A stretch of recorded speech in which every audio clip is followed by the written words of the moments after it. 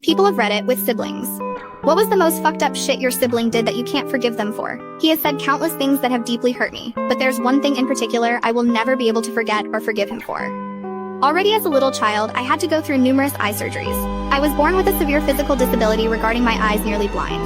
My big brother has always been a total asshole about this. Sometimes I feel like he completely lacks even basic compassion, and he's honestly pretty ableist. As you can imagine, that was pretty tough for me. The loneliness in the hospital, being scared before the surgery, dealing with the pain post-surgery for several months usually, having to take all sorts of meds. Not the type of thing that kids usually have to go through.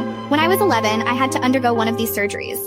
The whole thing was quite exhausting, both physically and emotionally. I was so happy when I was finally back home. As odd as it may sound, all I wanted was to go back to school. I wanted to be done with the pain and the constant doctor visits and just live my normal life again. During dinner, I took off the protective plastic shell, because the doctors at the hospital said it would help my eye to heal if some fresh air reaches it.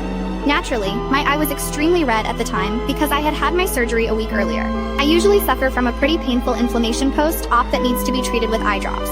Instead of consoling me or telling me how he feels bad for me, my brother, who is 5 years older, started bullying me in a very aggressive tone. He said things like, "Stop looking at me with your disgusting eye, and you look like a fucking disgusting monster."